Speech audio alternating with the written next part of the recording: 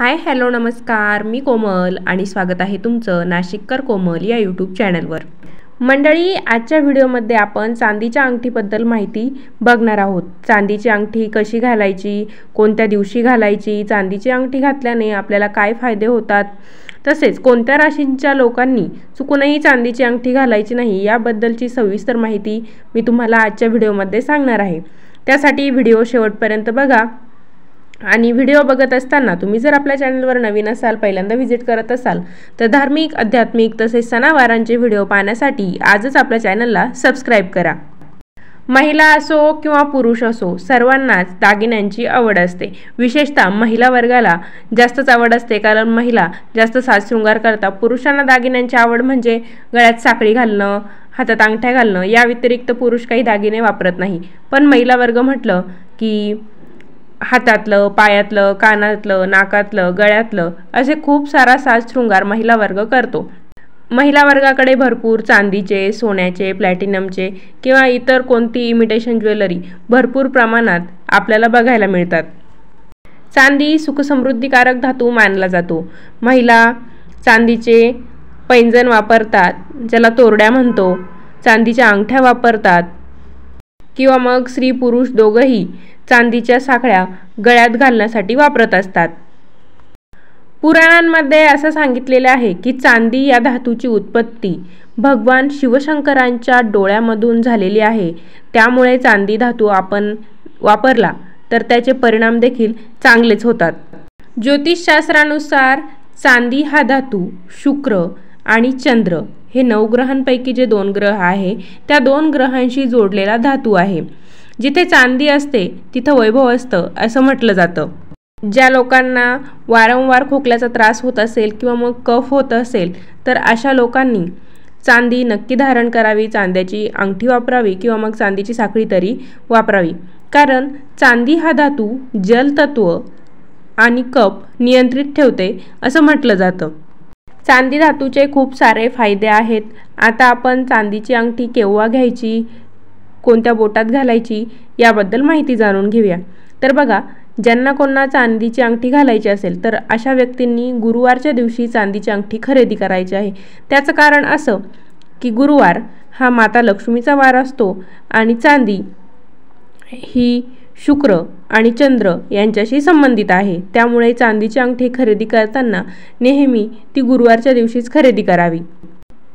सोनाराच्या दुकानातून गुरुवारच्या दिवशी चांदीची अंगठी खरेदी केली आणि लगेच बोटात घालून घेतली असं चुकूनही करायचं नाही। चांदीची अंगठी घालण्याचे देखील काही नियम आहेत, ते नियम आता आपण बघूया। तर बघा, ज्यावेळेस आपण चांदीची अंगठी खरेदी करतो तेव्हा ती तशीच घरी घेऊन यायची आणि एका वाटीमध्ये एकतर दूध, कच्चं दूध घ्यायचं, गोमूत्र घ्यायचं किंवा पाणी घ्यायचं, यापैकी काही एक घ्यायचं आणि त्यामध्ये ती चांदीची अंगठी बुडवून ठेवायची। ती अंगठी बुडवून एकतर तुम्ही आपल्या देवघरामध्ये माता लक्ष्मीचे फोटो असतो, मूर्ती असतो त्यासमोर ठेवू शकता किंवा मग बाळकृष्ण तर प्रत्येकाच्याच देवघरात असतो, बाळकृष्णाच्या मूर्तीसमोर देखील ती अंगठी बुडवलेली वाटी तुम्ही ठेवू शकता। त्यानंतर दुसऱ्या दिवशी सकाळी म्हणजे शुक्रवारी ती अंगठीची वाटी तिथून उचलायची आणि एका ताम्हणामध्ये ती अंगठी ठेवायची आणि तिला स्वच्छ पाण्याने धुवून घ्यायचं आहे आणि नंतर एका कपड्याने कोरडं करून घ्यायचं। कोरडं करून झालं की त्या अंगठीला हळद, कुंकू, अक्षदा वाहायच्या आणि धूप दीपांनी अंगठीला ओवाळून घ्यायचं आहे। ओवाळून झालं की त्यानंतर ती अंगठी पुन्हा एकतर बाळकृष्णाच्या चरणाशी ठेवायची किंवा मग माता लक्ष्मीच्या चरणाशी ठेवायची। त्यानंतर ती अंगठी तुम्ही कोणत्या कारणासाठी घालत आहात, तुम्ही कोणत्या समस्येने त्रस्त आहात, मग त्यावर उपाय म्हणून ती अंगठी घालतात किंवा मग अगदी सहज तुम्हाला हौस आहे म्हणून घालतायत, जे काही कारणामुळे तुम्ही ती अंगठी घालत आहे ते देखील मनोभावे देवाला सांगायचं आणि त्यानंतर ती अंगठी आपल्या उजव्या हाताच्या करंगळीमध्ये घालायची आहे। अंगठी घेतानाच तुम्ही ती करंगळीच्या मापाची घ्यायची आहे आणि ओम नमो भगवते वासुदेवाय, ओम नमो भगवते वासुदेवाय या मंत्राचा 11 वेळेस जप करायचा आहे। कोणतं कारण नसेल, तुम्हाला हौस आहे म्हणून जरी तुम्ही अंगठी खरेदी केली तरीही ती गुरुवारच्या दिवशीच खरेदी करायची आणि शुक्रवारी सांगितल्याप्रमाणे सगळं विधी करायचा आणि मगच ती बोटामध्ये घालायची आहे। आणि उजव्या हाताच्या करंगळीच्या बोटात तुम्ही ती अंगठी घालायची आहे। अंगठी उजव्या हाताच्या करंगळीमध्येच का घालायची असा प्रश्न साहजिकच आता तुमच्या समोर तयार झालेला असणार। तर त्याचं कारण सांगते। तर त्याचं कारण असं की उजव्या हाताच्या करंगळीमध्ये जर आपण अंगठी घातली तर शुक्र आणि चंद्र हे 2 ग्रह आपल्याला चांगले फायदे देतात। शुक्र आणि चंद्र यांचा चांगला प्रभाव आपल्यावर राहतो, कारण चांदी हा धातू 9 ग्रहांपैकी असलेल्या शुक्र आणि चंद्र या 2 ग्रहांशी संबंधित आहे। कोणाच्या कुंडलीमध्ये चंद्रबळ कमी आहे असं सांगितलेलं असेल तर अशा लोकांनी नक्कीच उजव्या हाताच्या करंगळीमध्ये चांदीची अंगठी घालावी। चांदीची अंगठी घातल्यामुळे असे फायदे होतात की चांदीची अंगठी घातल्याने सौंदर्य वाढते। आपल्या चेहऱ्यावर शरीरावर काही डाग असतील तर ते डाग कमी व्हायला देखील चांदीच्या अंगठीची मदत होते। ज्या लोकांना जास्त राग येतो, सतत चिडचिड करत असतात, तर अशा लोकांनी उजव्या हाताच्या करंगळीमध्ये चांदीची अंगठी नक्की घालावी। चांदीच्या अंगठीमुळे डोकं शांत राहायला मदत होते, चिडचिडेपणा कमी होतो। ज्या लोकांना सांधेवाताचा त्रास असेल, कफाचा त्रास असेल, खोकल्याचा त्रास असेल, तर अशा सर्व समस्यांनी त्रस्त असलेल्या लोकांनी उजव्या हाताच्या करंगळीमध्ये चांदीची अंगठी नक्की घालावी। आता बघा, फक्त जे कोणी वृषभ राशीचे लोक आहेत तर अशा व्यक्तींनी उजव्या हाताच्या करंगळीमध्ये अंगठी घालायची नाही। त्यांनी उजव्या हाताच्या मधल्या बोटात चांदीची अंगठी घातली तरी चालेल। व्यक्तीची मानसिक क्षमता वाढवण्यासाठी, त्याचबरोबर जन्मपत्रिकेत आपला चंद्र जर कमजोर असेल तर चंद्रबळ वाढवण्यासाठी चांदीची अंगठी खूप मदत करत असते। बऱ्याच लोकांना अंगठी घालायला आवडत नाही किंवा मग काही कारणास्तव ते अंगठी वापरू शकत नाही, तरी अशा लोकांनी काय करायचं आहे, चांदीची चेन आपल्या गळ्यात घातली तरीही चालेल। प्रोसेस सेम करायची आहे। अंगठीसाठी आपण जी प्रोसेस केली तशीच सेम प्रोसेस करून मगच ती चेन आपल्या गळ्यात घालायची आहे। बऱ्याच जणांच्या घरी चांदीची भांडे देखील आपल्याला बघायला मिळतात। ज्यांच्या कोणाकडे चांदीची भांडे आहेत तर अशा व्यक्तींनी जर शुक्रवारच्या दिवशी काही घरात खाण्यासाठी गोडाचा पदार्थ केला तर तो चांदीच्या भांड्यातून खाल्ला तर त्याचा चांगला फायदा आपल्याला मिळतो। बऱ्याच वेळा महिला वर्गामध्ये हार्मोनल इनबॅलन्सची समस्या आढळते। त्यामुळे काय होतं, मासिक पाळीला अडचणी येतात, कोणाची मासिक पाळी येत नाही, लेट होते। तर अशा वेळेस अशी समस्या जर महिलांमध्ये आढळत असेल तर महिलांनी चांदीचा कोणताही दागिना नक्की वापरावा।